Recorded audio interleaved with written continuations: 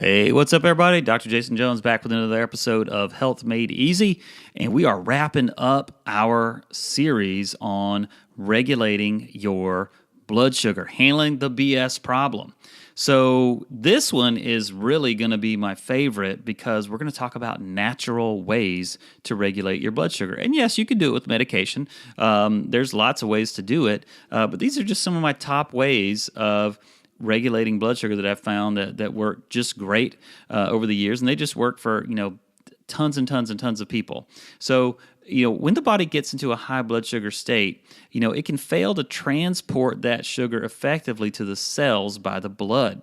See, type 2 diabetes happens when this situation is not addressed in time. So if you fall into this category of people, this is really going to be very helpful. So even if you're on medication, this can be helpful. But I will tell you this, when you start to regulate your blood sugar on a natural basis when you're on medication, you need to be in communication with your doctor on a more regular basis. You need to be looking at your blood sugar numbers on a more regular basis, because when you do something natural that helps regulate your blood sugar and you're already on a dose of medication and your blood sugar starts to go down because you're taking a proactive approach of doing things on your own, you may need to get your medication adjusted. So I'm not a medical doctor, and that's just a general smart thing to do. So definitely be in communication with your doctor. Let them know what you're doing. Let them know the changes that you're making,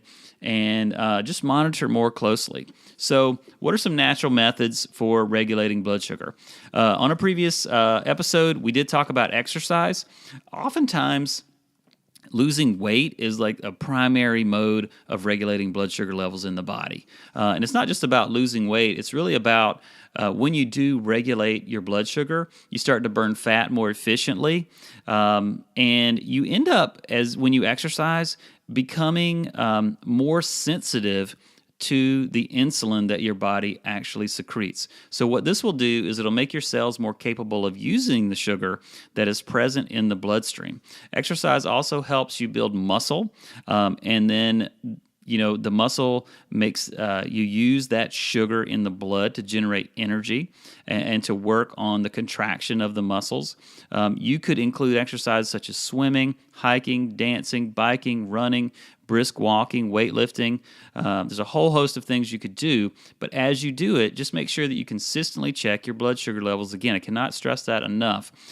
This will help you know which exercises also are working better for you.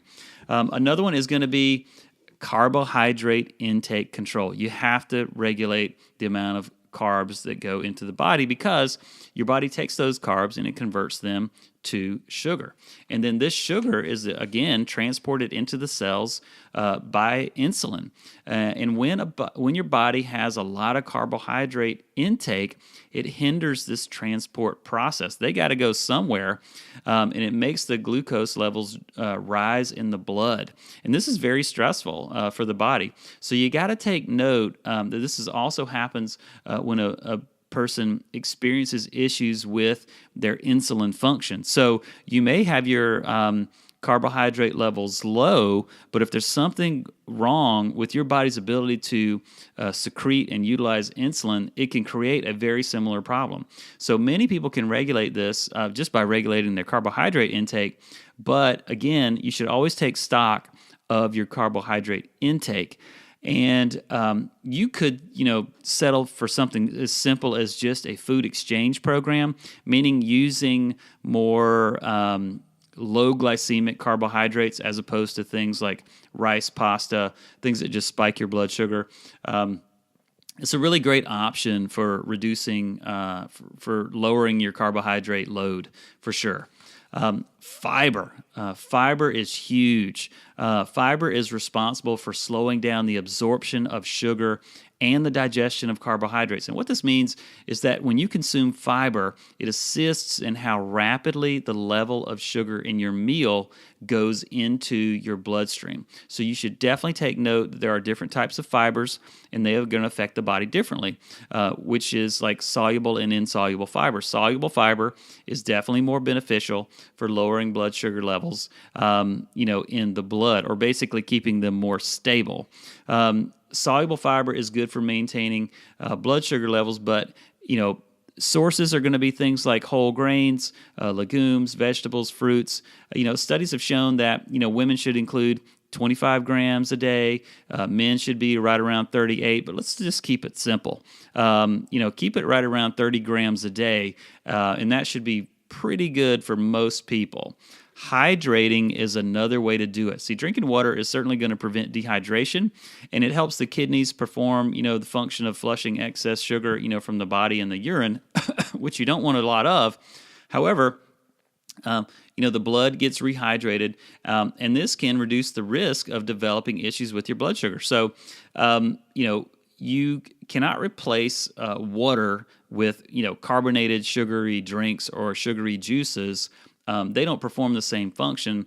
Those things only help you by adding weight and increasing the risk of developing blood sugar fluctuations and spikes. So let's just stick with water for the most part. Doesn't mean you can't ever have that stuff, but it depends on how bad you're dealing with blood sugar issues. Some of you have to be a lot more strict than others, and I just happen to be one of those people. Controlling your portions of your meals is also another big one. This helps regulate your food portions, which in turn helps in weight management and calorie intake. You will be able to maintain healthy blood sugar levels, and you may minimize the risk of developing type 2 diabetes. So you can control your food portions by eating slower, maintaining a food journal, reading the labels to check the size of the servings, avoiding restaurants that have buffet services, using small plates, and measuring the portions as you serve. So there's a lot of ways to do it. There is no one correct way, but I will tell you this. When you stack up a number of things that help regulate blood sugar, like exercise, like watching your carbohydrate intake, and I'm not talking about watching it go into your mouth, and what I'm talking about, just so you don't miss it, I'm talking about keeping it as low as you have to just make sure you have enough energy to get throughout the day, making sure you have fiber, making sure you're hydrating, and then controlling your portions. When you stack things up, you don't just get a linear increase in your improvements, you actually get a massive increase in your improvements. So go out there, make it happen. Love you guys very much. Thank you so much for listening. I do this for you, and I hope you enjoy it. God bless you, and we'll see you on the very next episode. Dr. Jason Jones signing out. See you later. Bye-bye.